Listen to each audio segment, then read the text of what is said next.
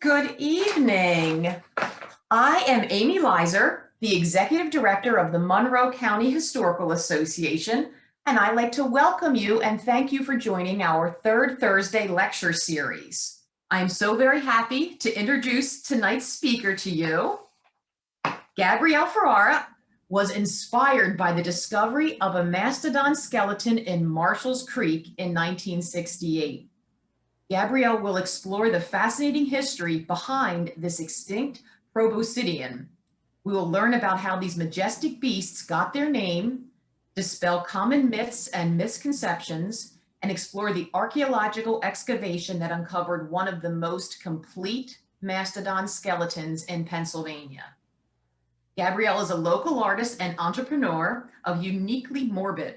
She creates Victorian-inspired works of art and jewelry with ethically sourced animal remains. She received 2 undergraduate degrees, one in anthropology and one in art history from Bloomsburg University, and her master's degree in museum studies from the University of Oklahoma.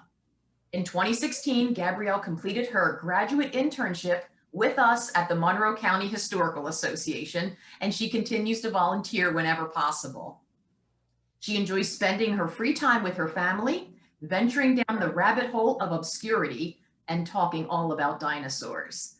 Ladies and gentlemen, I am very delighted to welcome Gabrielle, who will give us her presentation tonight titled Mastodons, Myth, and Marshall's Creek.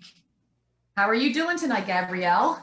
Thank you so much for that warm welcome. Well, we certainly appreciate you spending your evening with us tonight, and we're very excited to learn about it. So the floor/screen is all yours.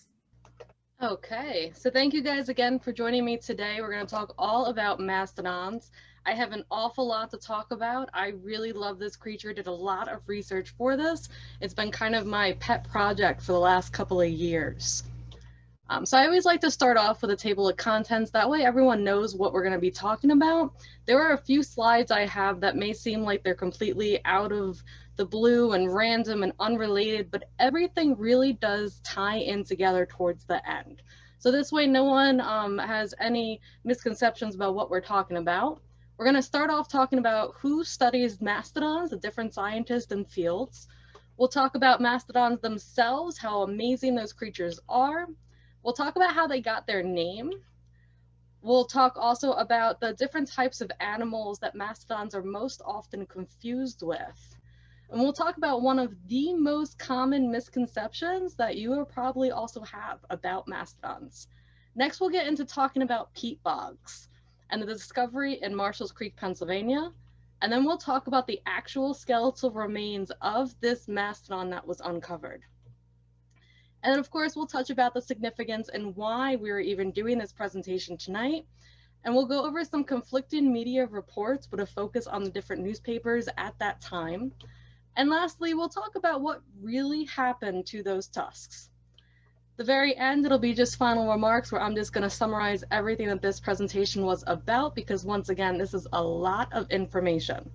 So let's get started. Who studies mastodons? Paleontologist and archaeologist. Paleontology is going to be, if you break down the words, the study of really, really old stuff. Paleo means old, ology means the study of.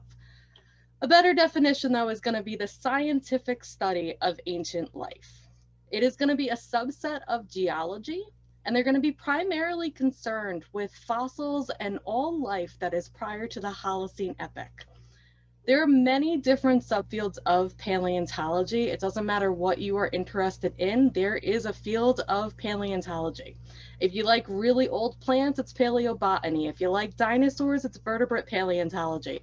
If you like fish, it's echnology. There are so many different fields of paleontology, it is absolutely ridiculous. But it also means that there is an area that everyone can find something interesting within this field.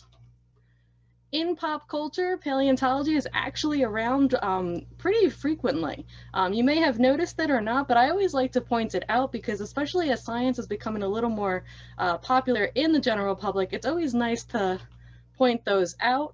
Unfortunately, paleontology in the media is dinosaur-centric. I, of course, love that because dinosaurs are cool, but there are many different fields of paleontology that we just went over. So some fictional examples that you might be aware of include Dr. Ellie Satter and Dr. Alan Grant from Jurassic Park. She is going to be one of the only non-dinosaur centric paleontologists that are even in any sort of pop culture. We also have, of course, Dr. Ross Geller from Friends, Eli Pope from Scandal, and even the Power Rangers has their own paleontologist. So let's talk a little bit about archaeology as well, because once again, archaeologists also will study mastodons. Archaeology, if you break down the word, you have the study of really, really ancient stuff. Not to be confused with paleontology, the study of really, really old stuff. A better definition is going to be the scientific study of human activity. Archaeology is a subset of anthropology, just like paleontology was a subset of geology. Archaeology is going to be primarily concerned with collecting and interpreting any type of material culture. So anything related to humans and things that they create, things that they are involved with, things that they have any interaction with. There are all different subfields of archaeology and of anthropology, and there are many, many different types, just like there were in paleontology. So if there is something you have an interest in, chances are there is a subset of archaeology you can study. Once again, archaeology does appear in pop culture. It's not quite as big in terms of the variance as paleontology, but I'm sure many of you are familiar with these icons as well. In archaeology, they are mostly seen as invention seekers.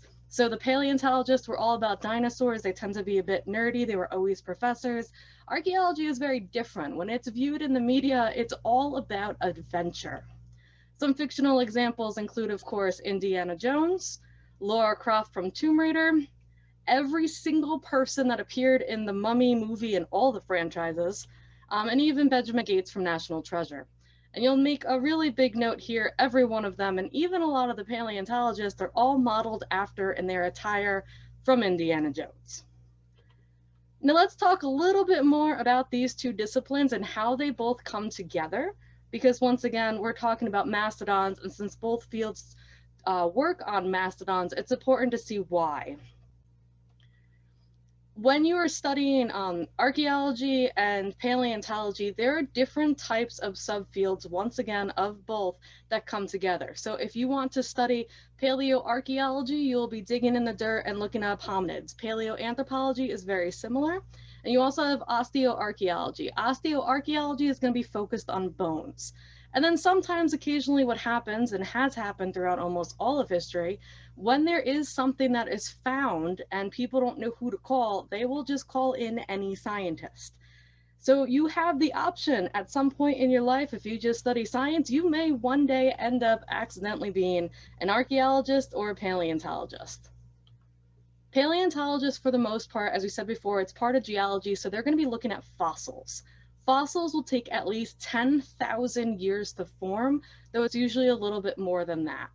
In the geologic time scale, there's going to be a major overlap between that 10,000 years and when humans and human ancestors, hominids, are together.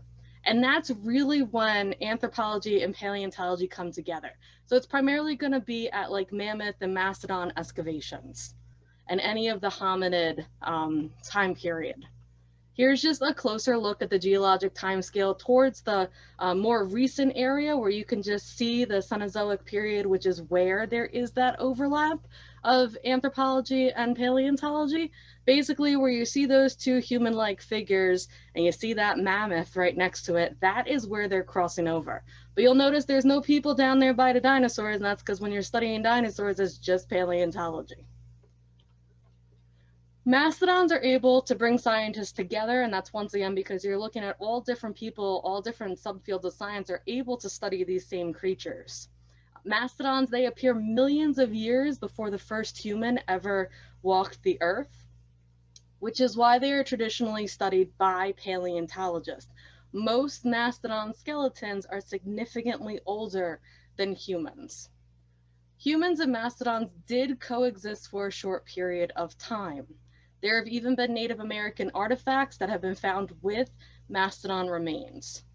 There have been, some of those artifacts include projectile points, that were made from mastodon bone and ivory, but you also have other artifacts as well.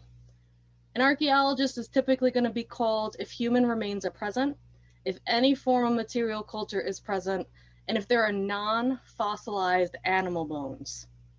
And that's very important to mention because once they become fossilized, it really turns into the field of paleontology. So now let's talk about mastodons themselves. A little bit of history. The very first mastodon fossils that were discovered were in 1705. And I put discovered into quotation marks because even though technically they were found and nobody knew what those bones were, humans did live side by side with mastodons, so they really weren't a new discovery.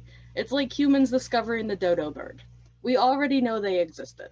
It's a little bit weird. It was originally believed, though, that these bones were from giant humans that were killed during the Great Flood that was described in the Bible.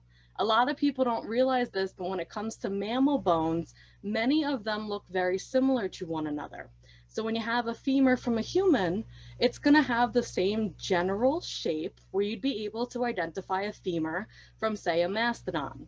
They look similar enough. And especially during this time period where human anatomy wasn't exactly the most well-known of topics, it's kind of easy to see how they might confuse it with just giant humans. In the 1760s, scientists finally realized that mastodons were not giant humans that were killed during a Great Flood, but instead they were ancient proboscideans. Most people don't realize this, but there are actually between 2 and 5 different mastodon species. Now, I know that sounds very confusing, and it is. How do we not know exactly how many species there are? But for a very long time, it was only thought to be one species, the Mammoth americanum. And that's really the one we're going to be talking about and what most people are talking about when they are talking about mastodons. But over the years, different scientists have released articles stating that there are other mastodon species. Relatively recently, however, within the last 5 or so years, a new publication was made that said there is only 2 species of mastodons. The second one is going to be found primarily around the Pacific coast. And that's where you get that second name I have down there, that second species. In that article, they discredited the other 3 possible species of mastodons. But the way that science works, some people still believe there might be 5 different ones. Some people still think there's only one. But it has been confirmed almost officially there are at least 2 different mastodon species. They live during the same time and they are very similar. Mastodons have been found on almost every continent. The only ones they are not on is Australia and Antarctica. Mastodons did go extinct approximately 12,000 years ago. So like I said, once again, it takes about 10,000 years for a fossil to form, and 12,000 years is when they went extinct. So you're right at that border of when the bones may start to possibly fossilize, but they don't always. And that's why you have the paleontologist and the archaeologist. When mastodons went extinct, it is mostly contributed to a combination of climate change and human activity. The mastodon itself is going to be an extinct proboscidean. It is a very, very distant relative of elephants. It first appeared in the geologic record 30 million years ago, and it did, for a very brief period of time, live alongside humans, mammoths, African elephants, and Asian elephants. This is why sometimes in the earlier reports of when these bones are being found, they were confused with other animals because they did live side by side with them. So here's just a fun little graphic that put an arrow down there pointing to our lovely little mastodon. So you could see just how far off from the family tree he is. You could see that he's living during all the way up until the Pleistocene. And during the Pleistocene and even part of the Pliocene, you do have woolly mammoths, Asian elephants, African elephants, and even other types of mammoths. But as you can see, his little line goes all the way back 30 million years ago, well before any of those elephants do. The mastodon also has very long tusks, and they're going to curve slightly upwards. And what I mean by that, and we'll look at it in a second, is that they're mostly straight and then they just curve at the very end. They also have a very elongated skull and a relatively flat forehead. Now here's an image of a mastodon skeleton where you can really see those tusks very well, and you'll notice that those tusks are relatively parallel to that ground until that very end where they really curve up. And that's one of the most defining features of a mastodon. Here's another picture of a mastodon skeleton. These tusks are a little bit more curved, but if you take a look at that head, I put a little line there, it's pretty flat. And that is one of the key ways that you could tell a mastodon from especially a mammoth. Mastodons, they range in size. The males were larger than females. They could be anywhere from 5 to 8 tons as an adult, reach between 7 and 9 feet high, and they were up to 9 feet long. Now that length does not include the length of the tusks. Tusks themselves can be all the way up to 12 feet long. So here's just another image, one showing you a mastodon recreation standing next to a 6-foot tall human, where you can see that these are relatively large compared to humans, what you would think of as a normal elephant, though they are a little bit smaller. But you could still once again see those tusks aren't very curved. They're relatively straight. And that head is almost parallel with the back. And that's very flat for these kind of animals. Here's another graphic showing you our mastodon compared to a woolly mammoth and an African elephant. And if you look at this mastodon, you'll see once again, compared to the other two, it has a very flat head and those tusks are very different. And this also shows you that it is smaller than the other two animals that it is very often confused with. So in pop culture, just like we talked about archaeology and paleontology, we're going to talk about mastodons. Surprise, surprise, they are not very popular. I think they're awesome. At the end of this, hopefully you do as well, but they just don't gain as much traction as the cute, adorable woolly mammoth. Mammoths are more common though in the fossil record. Since they lived for over 30 million years, they have so many skeletons that have been recovered. And yet we really don't have any of them in our pop culture. There are a couple toys. We have the Power Rangers, as we mentioned before, but that really isn't about the mastodon so much as it is just promoting the show. We have the Western Science Center, their plushie. Their mastodon is actually their logo, and so they have it all over the place, which is adorable. By far the best little mastodon toy ever. You have the Safari LTD. They make all kinds of small vinyl figures. They tend to make relatively realistic, as best as they can, different type of animals and mythical creatures. And then you have my favorite of all, the Imperial Toy. This one is a vintage one from the 70s and 80s, and it has that gigantic seam right down the middle of where they put the two halves together. I love it. And then last but not least, the only other real instance of mastodons in pop culture is the heavy metal band called Mastodon. So how did mastodons get their name? It's all about those teeth.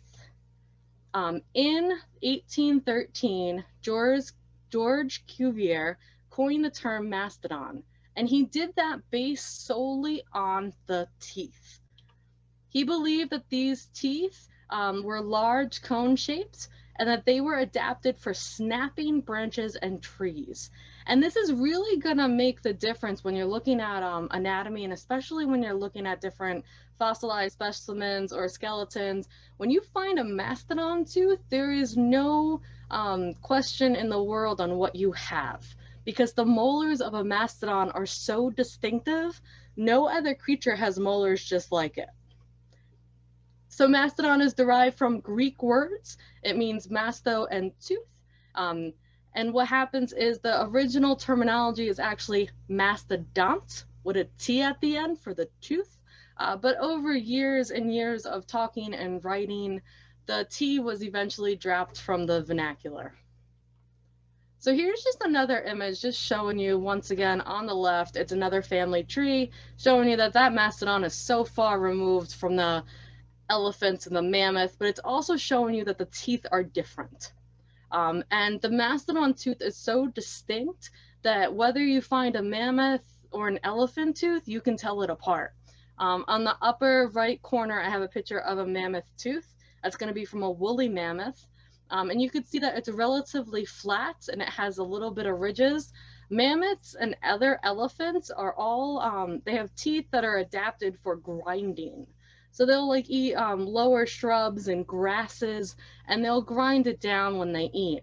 Mastodons have these big cusps so that the tree branches can break and snap in between. So they're going to be eating leaves off of leaves and things like that. So they're not even competing for like the same type of food. But if you look at the chart, you'll also notice that not only is the mastodon all by itself, but the teeth are very different as well.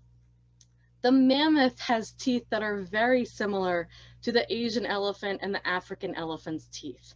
It's still going to have differences to where if you discover them out in the field, you can tell them apart, but it's more similar to them because they are all more related to each other than any of them are to a mastodon. So now we're going to talk about, and as you can guess, some of the animals that a mastodon is most often confused with. This section is called "A Mastodon is not a," it's not a modern elephant. So mastodons are extinct distant relatives and they're not directly related. And by that, I simply mean there is a very long time between their relation and their most common ancestor. Their most common ancestor is actually 24 million years ago, which is ridiculous. Modern elephants are going to be larger, they're going to be taller, longer, and heavier, and they also have larger ears, which I think is one of those cute little facts that most people don't think about. Their teeth, as we just discussed, are also very different. Mastodons, once again, have cone-shaped teeth, while elephants have flat teeth that are made for grinding. We also talked a little bit about how mastodons are not mammoths. Both animals are extinct, but they're once again not directly related to each other. Most common ancestor is once again 24 million years ago. And the mammoths are larger and they have these extra curvy tusks. And if you look at the picture, whether it's the animated one up above or the one of the replicated skull at the bottom, you'll notice that those tusks, they not only, they curve a little bit out and they come back in, it's almost like a weird spiral. They're extremely curvy, whereas the mastodons are almost completely straight until the very end where they just curve up. Mastodons, also remember, have that very flat head, but these mammoths, which you can see really well in that top photo, even though it's fake, it has that bump on the top of their head. Mammoths were really evolved for staying warm during the Ice Age, and also for having that stored fat at the top of their head, so they were able to go a little bit longer without food as well. Their teeth, once again, are also different. Mastodons, of course, have those cone shape, and mammoths, as we said before, have flat teeth that are made for grinding. Another animal that people for some reason confuse with mastodons, geez, I almost got them confused with mastodons, are dinosaurs. Dinosaurs are reptiles. Mastodons are mammals. 30 million years separate the very last dinosaur from the very first mastodon. These creatures are nowhere even close to each other, and yet you'll see when you buy like a little pack of dinosaur toys, there's usually a mastodon or a woolly mammoth thrown in there. Because so many people confuse the mastodon with the woolly mammoth, most people just think they're the same animal, so it ends up being very confusing. You'll see it in a lot of textbooks as well, or books geared towards children, even graphics online. When you search up dinosaurs, they always add in a woolly mammoth. I'm not sure why they do that. They're not even close to each other, but I just really wanted to point that out. So we're going to talk about another misconception. Not only do people confuse this animal with other animals, there is one conception that is so interesting, I think it will fool a lot of people. So mastodons did not look like Fabio. If you don't know who Fabio is, you're way too young to be learning about mastodons. Not really.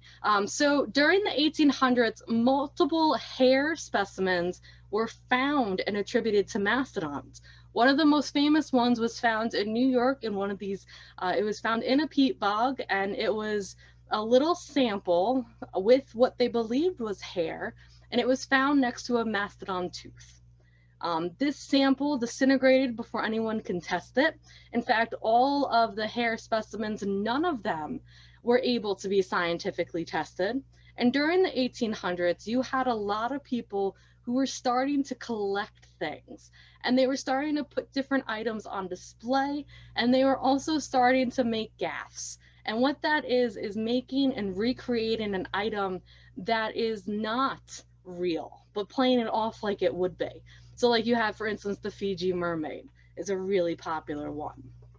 In 1843, James Hall discovered, by going through some of the old peat bogs and lakes in New York where these other specimens were found, he went through and he started analyzing those lakes and those areas. And he discovered that there was a hair-like algae in those lakes. And he considered or believed at that time that many of these hair specimens might not have been mastodon hair at all, but instead they were algae. In 1946, another scientist confirmed the speculation that those early mastodon hair specimens were most likely to be algae instead of actual mastodon hair. What ended up happening, though, even though there is no actual evidence of mastodons having long, shaggy hair, as soon as that first report was made in the 1800s, people jumped on board with it. They wanted to believe that there were these creatures that had this nice long fur. It also did not help that during the same time period, you're having all of these fossilized finds of woolly mammoths. And woolly mammoths do have long fur, and even back into the 1800s, they had mummified specimens. And so when they're finding mastodons, they start confusing them with the mammoths. They also wanted the same sort of notoriety that scientists were having when they were discovering the woolly mammoths. Unfortunately, the only proven proboscidean that was woolly or had a lot of fur is a woolly mammoth.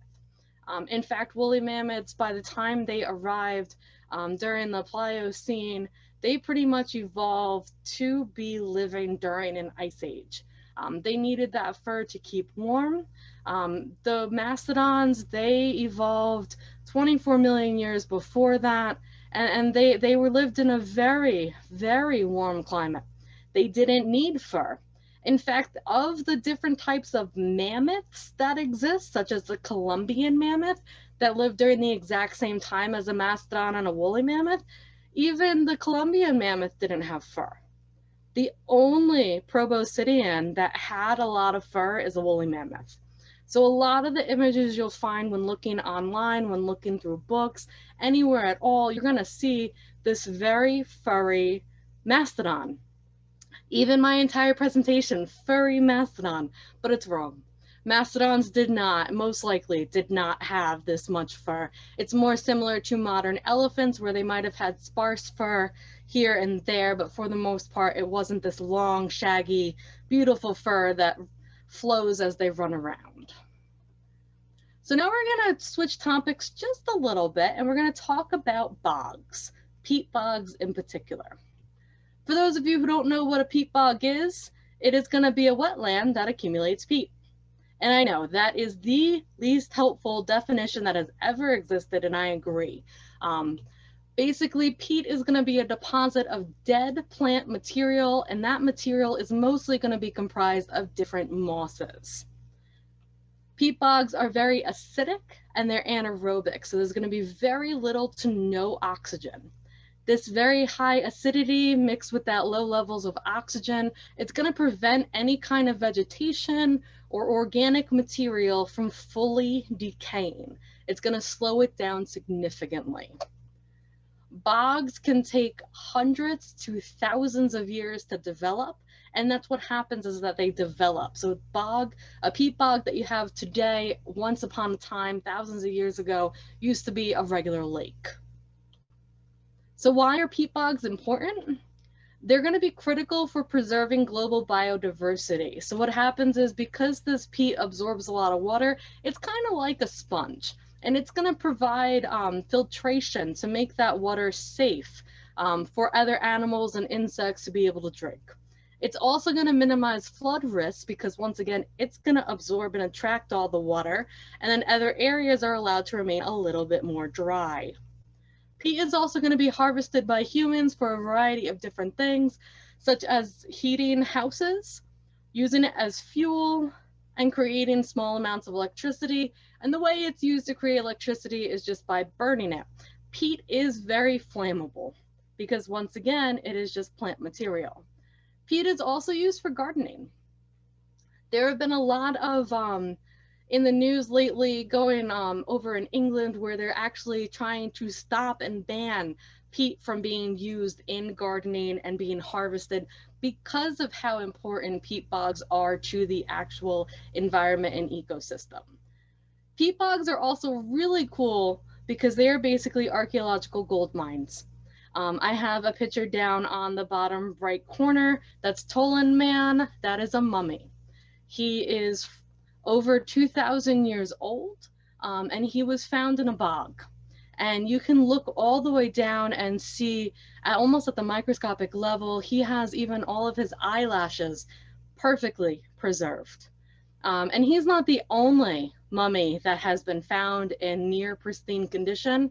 They've found so many different mummies. They've also found different artifacts. They even found a boat once. So peat bogs have some pretty interesting things. Now, is it very common?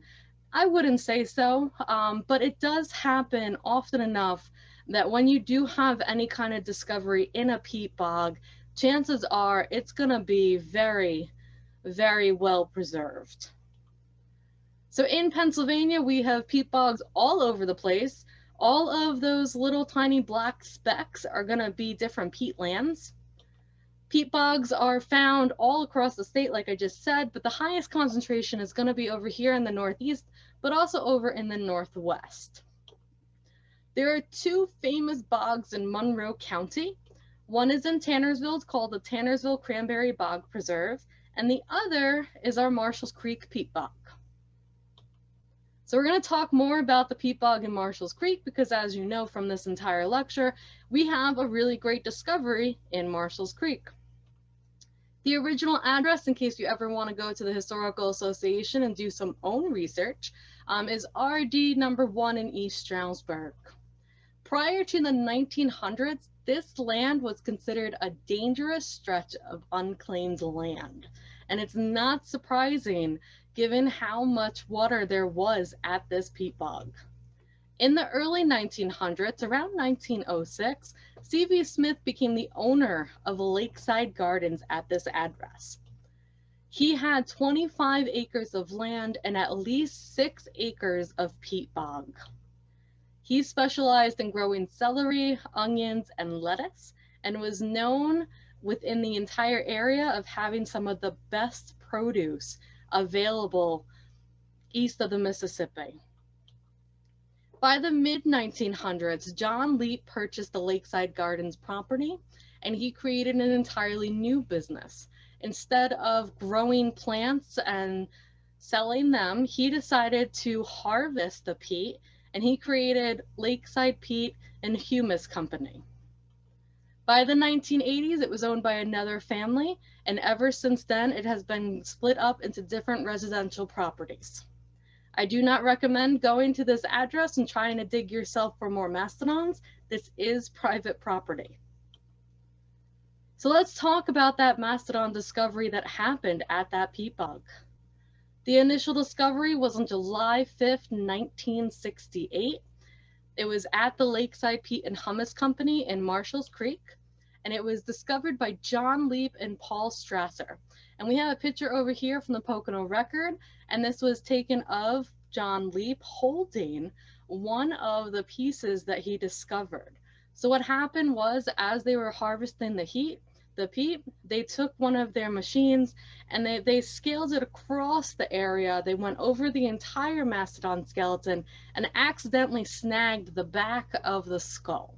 And at that time, they had no idea that they grabbed the skull. In fact, John Leap was quoted as saying that he heard the machine and felt it get stuck, so he added more pressure, and then he heard a snap.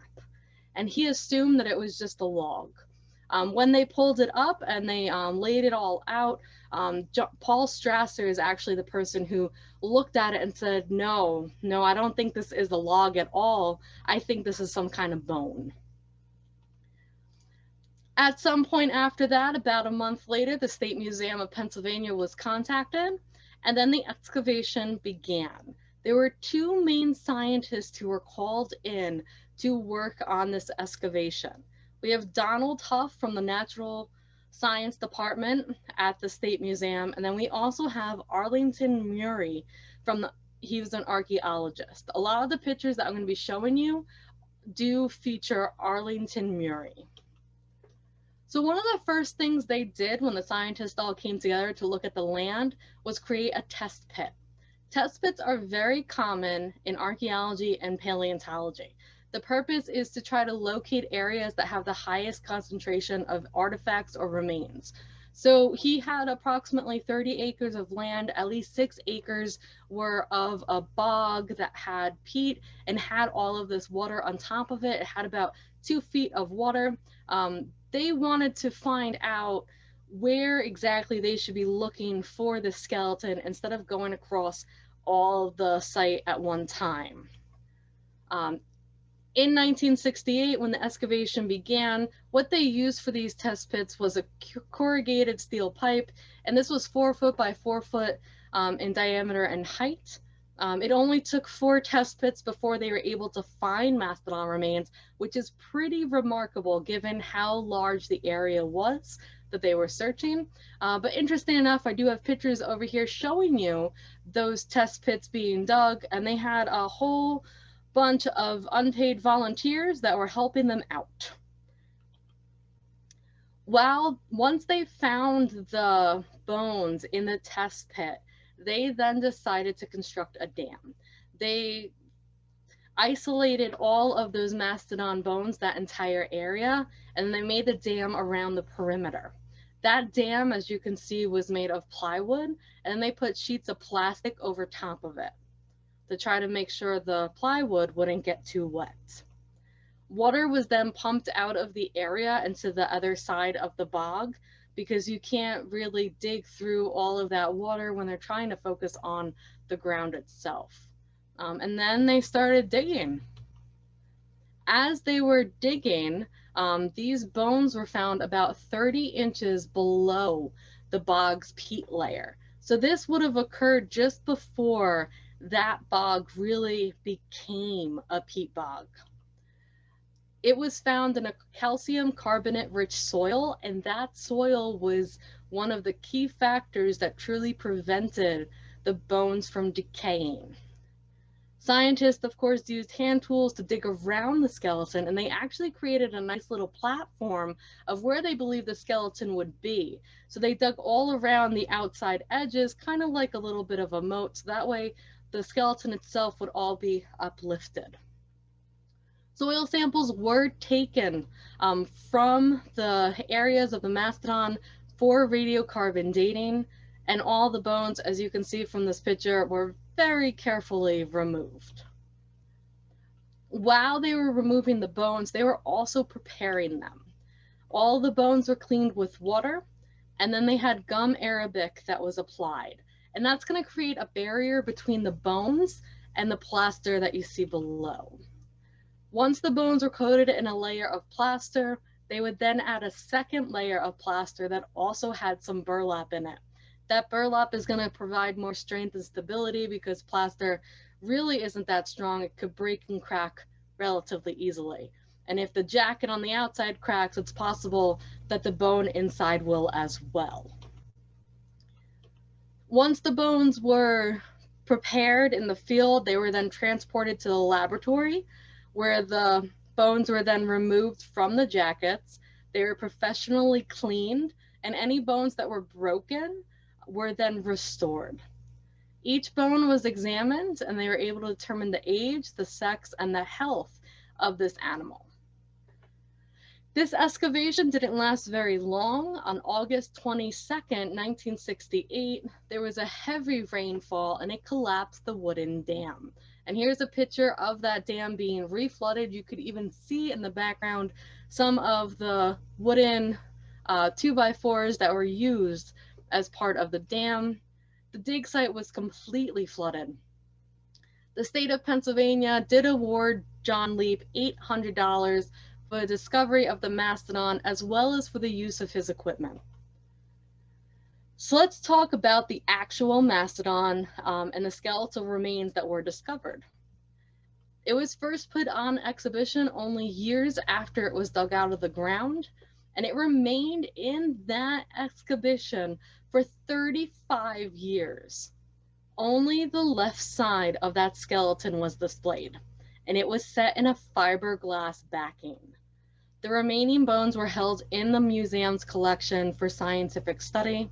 And then we had a new exhibition in 2008. And that is when the entire skeleton was reunited. Most of those bones that were put in the original exhibition had to be cut out of the fiberglass backing.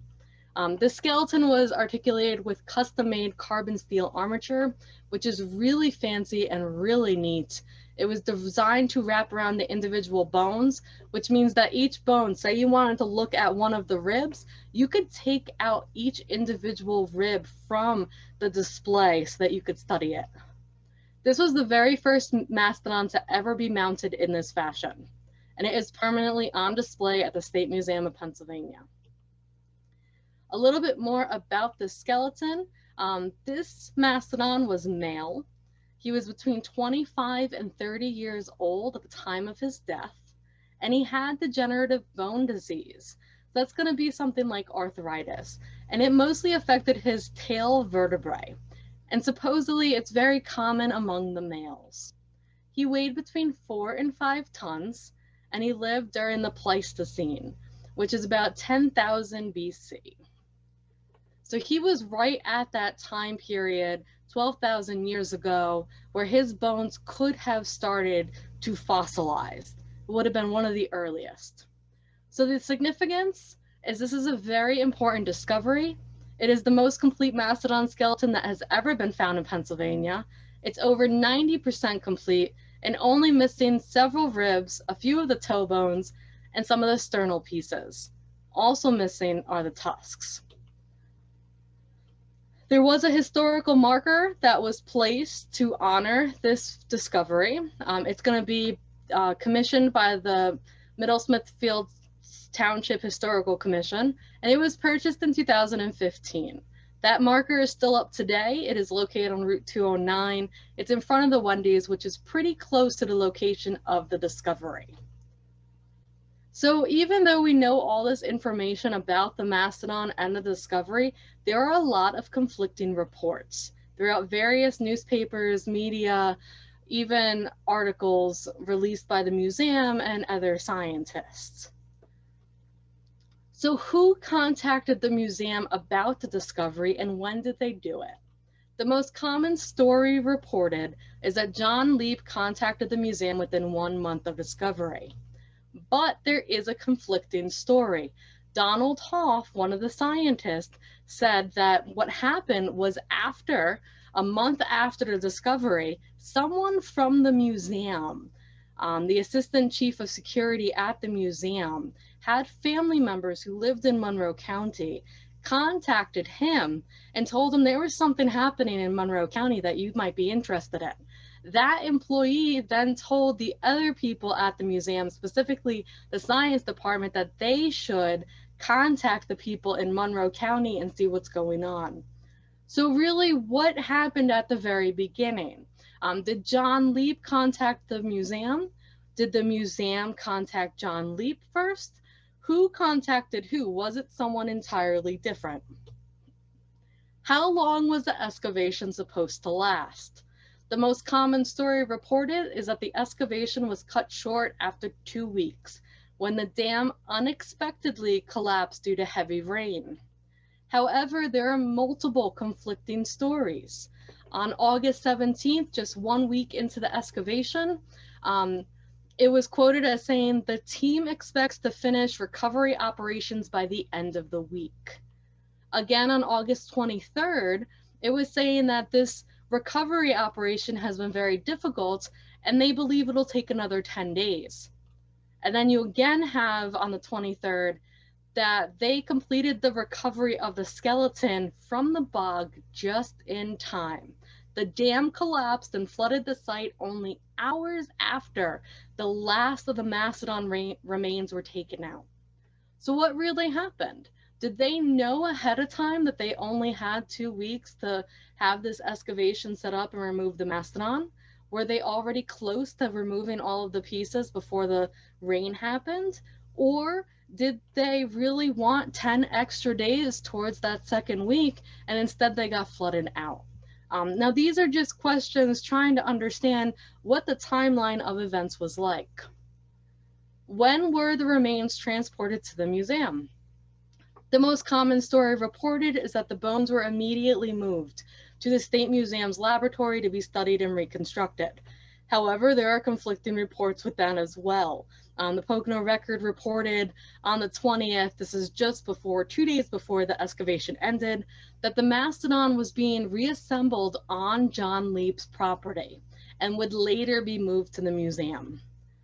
They also reported on the 26th, this is going to be 4 days after the excavation ended, that there was a lightning flash storm that caused a fire on John Leap's property.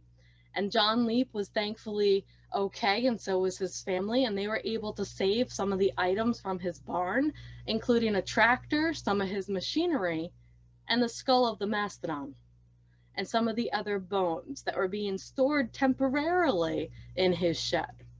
So when exactly were those remains moved to the museum? Was it right away? We can assume from these last bits that it wasn't, but who really knows? How much of that mastodon skeleton was actually recovered? The common story is that 90% of it was recovered and only a few items were missing, including those tusks, a few rib, some of the sternal pieces, and even a few toes. But once again, there are a few conflicting stories. A team from the William Penn Memorial Museum, which is what the State Museum was called prior to its current name, they believed they were recovering what is believed to be the bones of the first complete mastodon skeleton found in Pennsylvania. And we have another one as well, another article from a completely different newspaper that mentions again, and this time it's going to be from Hoff himself, one of the scientists, talking about how they have the first complete skeletal remains in Pennsylvania, that they really believed at that time that they had an entire skeleton. So that brings us to this next one. What actually happened to those tusks?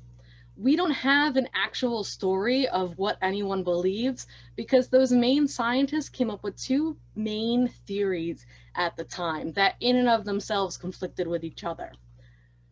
So the first one was once again theorized by Hoff, that because the ivory tusks became chalky and they disappeared, that's why there were none found. He also said later on the following year, as he was writing articles and giving presentations, that the tusk cavities in the skull were extremely well developed, that it is assumed the animal lost its tusk before it died. They just fell right out of the face.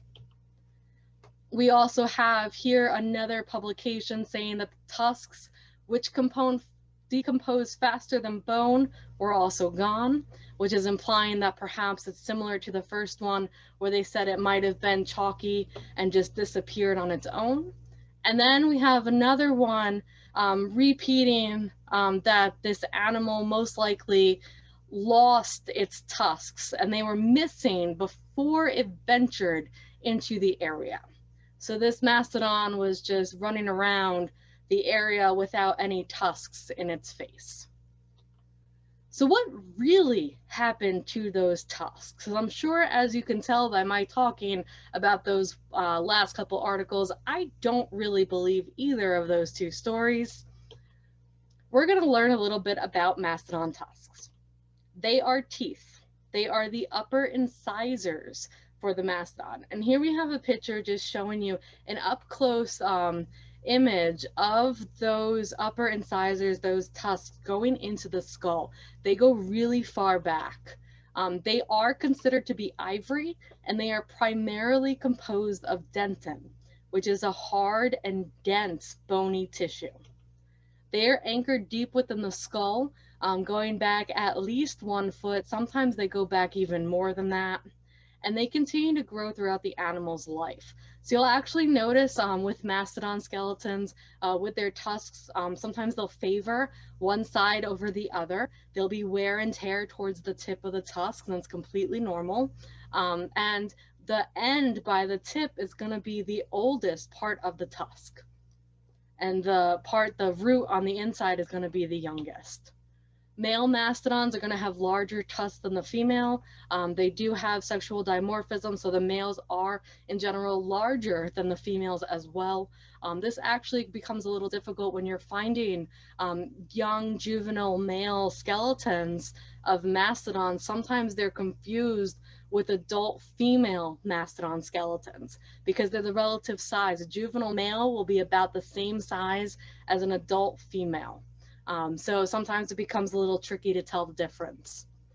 The estimated value of a mastodon tusk is between $50 and $125 per pound. Unlike elephant ivory and other forms of modern ivory, fossilized tusks from mammoths and mastodons are allowed to be sold and purchased.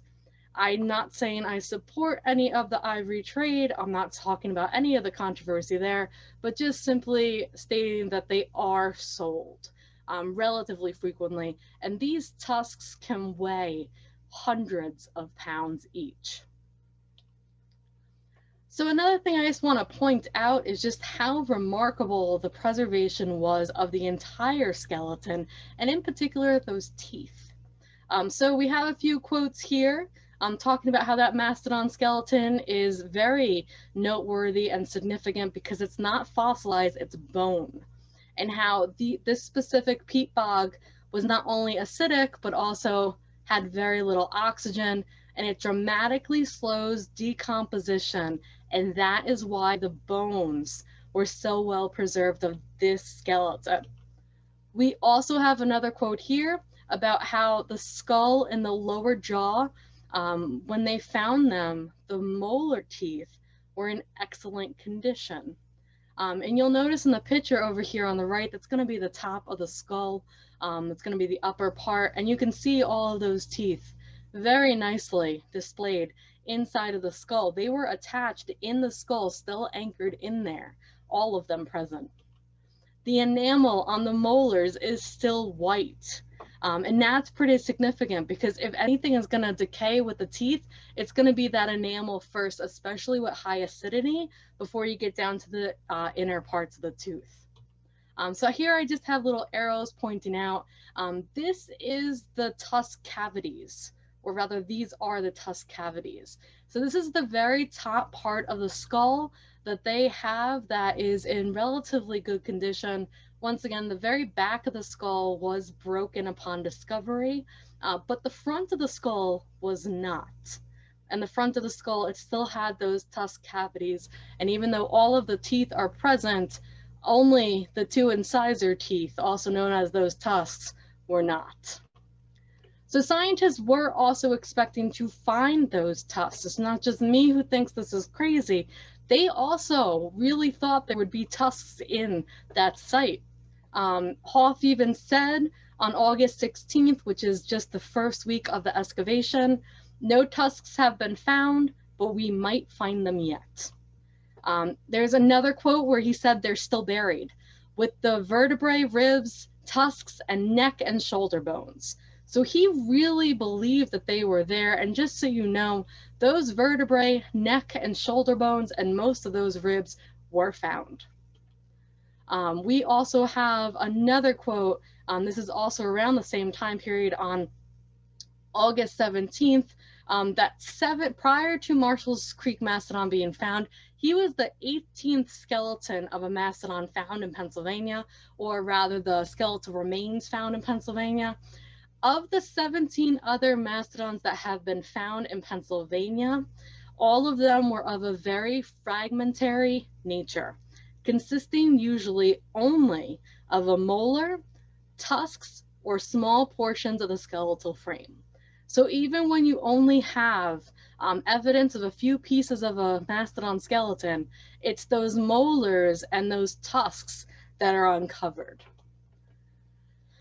And lastly, we have another one from another article, yet again, just confirming that in Pennsylvania, the finds were largely isolated to teeth and tusk fragments. So this isn't the only mastodon that has ever been discovered in a peat bog. There are quite a few others. In fact, they're found all over the United States. We have, of course, the one in Marshall's Creek in Pennsylvania.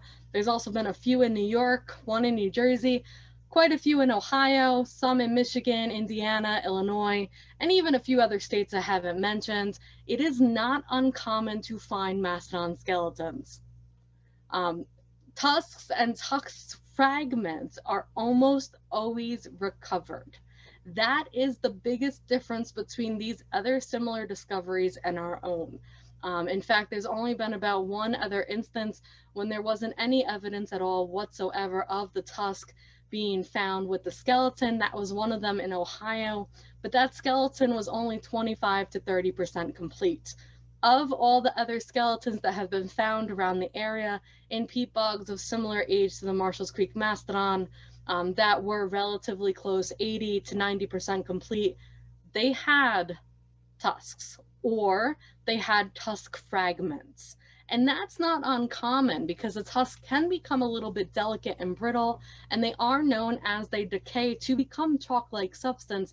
However, there would be evidence of that chalk-like substance. Even the one we had that was found by Peel, they had those little fragments of the chalky substance. It ended up crumbling in their hands.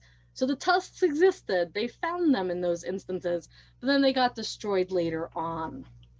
The Marshall's Creek Mastodon, like I said, is the oddball. There are no tusks at all. They didn't find them whatsoever. They also didn't find any fragments. So there was no smaller pieces. It's not like it broke off, was damaged by something. There was nothing. They didn't even have evidence of decayed tusk. There was no chalky substance that was reported. There was nothing mentioned inside of the tusk cavities. So it's just very peculiar. In fact, those tusk cavities were also explicitly described as being intact and fully developed, which means this mastodon absolutely had tusks at some point when it was alive, and then sometime after it died, they disappeared. And I want to emphasize it was after the animal died, because tusks do not just fall off the faces of mastodons. It doesn't happen with elephants either, or walruses, or pigs, or any other animal that has ivory. They are deeply embedded into the skull. And in fact, some of these instances where you have the mastodon skeletons, like one of the examples in New York, they only found one tusk because it was also found in a peat bog. The back of the skull was found first and broken. They found one tusk, but it was fragmented, and it was the inside cavity, because that is where it's going to be the most protected in a skeleton. So final remarks. This is my favorite picture of a mastodon ever. It is the American Mastodon at the State Museum in New York. It was one of the first mastodons put on display, and it looks like Snuffleupagus, which, as we know, that's not how mastodons really looked. So the Marshall's Creek Mastodon was a significant paleontological discovery. It was mostly done by archaeologists, and that's okay. The mastodon that we had in Marshall's Creek was not fossilized yet. The excavation was only 2 weeks long, but it yielded a nearly complete skeleton, 90% complete. There were conflicting stories that were reported in the media, and we may never know why the tusks weren't recovered. Mastodons themselves are relatively large, prehistoric mammals that thrived for millions of years. They are not modern elephants, they are not woolly mammoths or any other type of mammoth, and they are not dinosaurs. They also weren't woolly at all. And that's it. Thank you guys for listening to me talk about mastodons. Thank you again so much for joining us and sharing this wonderful presentation with us. We're very, very proud of our mastodon. I think his name is Marshall, right? That's what I like to call them.